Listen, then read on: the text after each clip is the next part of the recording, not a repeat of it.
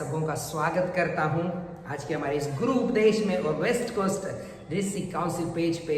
मैं आशा करता हूं कि आप सब लोग अच्छे होंगे और इन दिनों में हम हीरोज ऑफ फेथ या विश्वास के नायकों के बारे में हम देख रहे हैं। और पिछले गुरुवार हमने गिदोन के बारे में देखा जो इब्रानियों की पत्री उसका 11वां अध्याय और उसका 32 वचन से हमने देखा था कि अब क्या कहूं, क्योंकि समय नहीं रह गया कि गिदोन और बाराक और शिमशोन, यिप्तह, दाऊद और शमूएल के भविष्यवक्ताओं का वर्णन करूं। और आज हम देखेंगे दूसरा कैरेक्टर या दूसरा व्यक्ति चरित्र जिसका नाम है बाराक। और बाराक के बारे में अधिक जानकारी के लिए अगर हम खोलेंगे न्यायियों की किताब, उसका 4था अध्याय जो है उसमें हमें बाराक के बारे में जो है वो जानने को मिलता है। जैसे मैंने पिछले गुरुवार को भी बताया था कि जब कभी भी इजरायली लोग परमेश्वर की इच्छा के विरुद्ध जाते थे तो परमेश्वर वापस उनको लेकर आने के लिए कुछ समय के लिए इजरायलियों को उनके शत्रुओं के अधीन करता।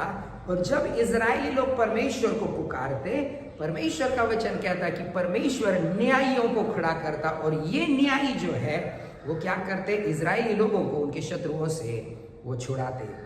परमेश्वर का वचन कहता है कि अब इजरायली लोग जो है करीबन 20 साल तक जो है उस शत्रुओं के जो है वो अधीन में थे। और 4थे अध्याय के 2 वचन में लिखा है, इसलिए यहोवा ने उनको हासोर में विराजने वाले कनान के राजा याबीन के अधीन कर दिया, जिसका सेनापति सिसरा था, जो अन्य जातियों की हरोशेत का निवासी था। और 3 के अंतिम में लिखा गया है, और वह इजरायलियों पर 20 वर्ष तक बड़ा अंधेर करता रहा। प्रभु के लोग 20 साल हो गए इजरायलियों को उस सिसरा के या उस राजा के याबीन के अधीन रहकर अब उनको छुटकारा चाहिए। और इसलिए परमेश्वर जो है दबोरा जो एक भविष्यवक्ता थी और बाराक का जो है वो इस्तेमाल करता है। परमेश्वर का वचन कहता है, पहली बात बाराक की बुलाहट। परमेश्वर का वचन कहता है बाराक को परमेश्वर ने पहले ही आज्ञा दी थी कि उसको क्या कार्य को करना है। और वचन 6 में लिखा है, उसने मतलब दबोरा ने अबीनोअम के पुत्र बाराक को केदेश नप्ताली में से बुलाकर कहा, क्या इजराइल के परमेश्वर यहोवा ने यह आज्ञा नहीं दी कि तू जाकर ताबोर पहाड़ पर चढ़ और नप्तालियों और जबूलूनियों में के 10,000 पुरुषों को संग ले जा? Question mark. और ये खबर जो है अब बाराक के पास गई कि अब उसका समय जो है वो आ गया है लड़ाई करने का। और दबोरा ने भी यही संदेश उसको बाराक को पहुंचाया, क्या तुझे परमेश्वर ने मतलब आज्ञा नहीं दी? इसका मतलब ये हो सकता है कि परमेश्वर ने बाराक से दबोरा के कहने के पहले बातें की थी। अब ये हम कह सकते हैं कि शायद ये एक सेकंड कंफर्मेशन होगा परमेश्वर की ओर से कि परमेश्वर ने भी बात किया है और प्रभु की दासी भी जो है वो बात करे। अब बाराक जो है वो तैयार है वो उस लड़ाई के लिए। और परमेश्वर का वचन कहता है कि जब वो इस वचन को सुनता है तब वो कहता है, बाराक ने उससे कहा 8वें वचन में, यदि तू मेरे संग चलेगी तो मैं जाऊंगा, नहीं तो नहीं जाऊंगा। वो कहता है दबोरा को कि प्रभु की दासी, मैं अकेले इस युद्ध में नहीं जाऊंगा, लेकिन मैं चाहता हूं कि आप मेरे साथ आए। प्रभु के लोगों याद रखिए, आपके जीवन में जब कभी भी आप कोई आत्मिक युद्ध लड़ते हैं, आपके जीवन में एक आत्मिक अगुवा या उसका कवरिंग होना बहुत जरूरी है। और बाराक वो यही कहता है दबोरा को कि अगर आप मेरे साथ नहीं आएंगे तो मैं आगे नहीं जाऊंगा। और परमेश्वर का वचन कहता है कि दबोरा भी कहती है कि निस्संदेह मैं तेरे संग चलूंगी, लेकिन इस यात्रा से तेरी कुछ बड़ाई न होगी, क्योंकि यहोवा सिसरा को एक स्त्री के अधीन कर देगा। प्रभु के लोगों याद रखिए, अब बाराक अपने साथ 10,000 पुरुषों को जो है वो लेकर जा रहा है एक सेना तैयार करके लड़ाई करने के लिए। लेकिन उसको ये पता चलता है, ये खबर चलती है, दबोरा बताती है कि इससे तेरी कुछ बड़ाई नहीं होगी, क्योंकि सिसरा को मारने वाला तू नहीं होगा, लेकिन एक स्त्री होगी। शायद बाराक ने सोचा होगा कि हाँ, मुझे पता है वो स्त्री कौन है, वो स्त्री तू ही है। लेकिन ऐसा नहीं है प्रभु के लोगों। याद रखिए, परमेश्वर के लिए कोई व्यक्तिमत्व जो है वो इतना महत्वपूर्ण, मैं कह सकता हूं कि इतना महत्वपूर्ण नहीं है कि जैसे कि इसके दिमाग में, बाराक के दिमाग में होगा कि शायद दबोरा ही मारेगी, लेकिन प्रभु एक सामान्य स्त्री का इस्तेमाल करता है। प्रभु के लोगों याद रखिए, बुलाहट बाराक को थी कि वो जाकर क्या करे, युद्ध करे, लेकिन जिसको जो मेन शत्रु है उसको मारने वाला एक साधारण स्त्री है। अगर मैं उस जगह पर होता या अगर आप उस जगह पर होते तो हम कहते कि अगर उसका क्रेडिट मुझे नहीं मिलने वाला तो मैं अपनी जान को क्यों जोखिम में डालूं, क्योंकि मारने वाला कोई तीसरा है लेकिन जाने वाला तो मैं हूं। प्रभु, अगर आप इस क्रेडिट को मुझे नहीं देंगे, इस युद्ध की लड़ाई के विजय का श्रेय अगर मुझे नहीं देंगे तो मैं इस लड़ाई में नहीं जाऊंगा। लेकिन बाराक से हम सीख सकते हैं, वो एक आज्ञा पालन करने वाला प्रभु का दास था। प्रभु के लोगों याद रखिए, अगर परमेश्वर आपके जीवन का इस्तेमाल करना चाहता है, सबसे पहली बात आपको आज्ञा पालन करना जरूरी है। और इतना ही नहीं, ये भी है कि आपके जो अगुए हैं उनके अधीन रहना।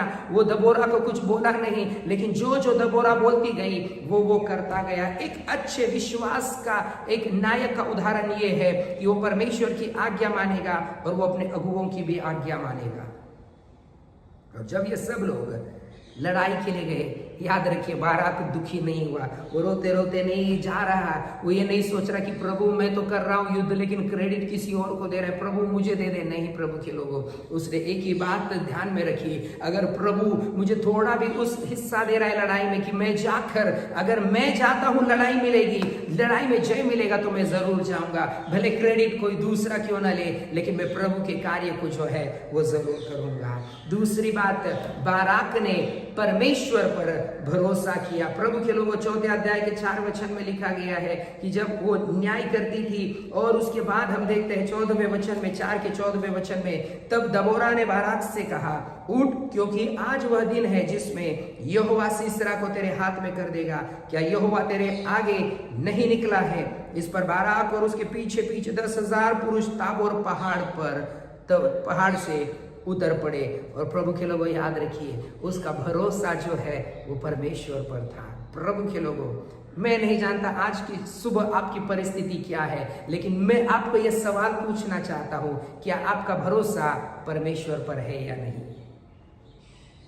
प्रभु के लोगों, ये आपके लिए और मेरे लिए ये बहुत बड़ी चुनौती है कि जब आप और मैं भले ऐसे युद्ध में नहीं फंसे, लेकिन आज आपका युद्ध कोई दूसरा हो सकता है। शायद आपकी शारीरिक बीमारी आपका युद्ध हो सकती है, शायद आपके घर की परिस्थिति या आपकी आर्थिक परिस्थिति या कोई और प्रेशर, दबाव जो है वो आपके लिए एक लड़ाई के समान बन रहा होगा।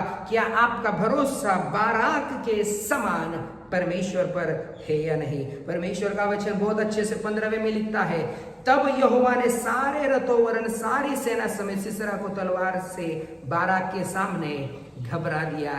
कब? जब बाराक और ये 10,000 पुरुष ताबोर पहाड़ से उतरे, तब। इसका मतलब यह है, अगर आपको आपकी लड़ाई में जीतना है तो पहले आपको कदम उठाना पड़ेगा। हालेलुया।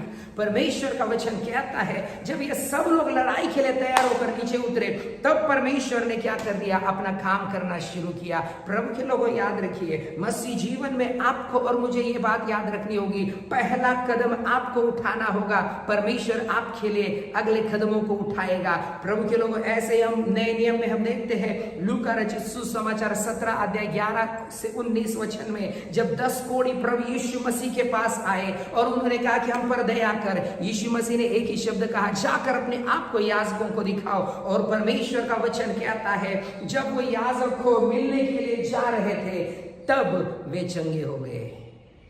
प्रभु के लोग याद रखिए, उनका हर एक आगे बढ़ाने वाला कदम, उनकी अधिक और उनकी चौड़ाई की और उनको आगे बढ़ा रहा था। यहाँ पर भी ऐसे ही है, जब जब ये लोग नीचे उतर रहे थे वैसे वैसे परमेश्वर अपने कामों को कर रहा था। उनका विश्वास था कि परमेश्वर आज हमें जय देगा। जब ये 10 के 10 कोढ़ी वहां पर पहुंचे, उसमें से एक कोढ़ी भी ऐसा नहीं था जिसके शरीर में थोड़ा भी कोढ़ बाकी था।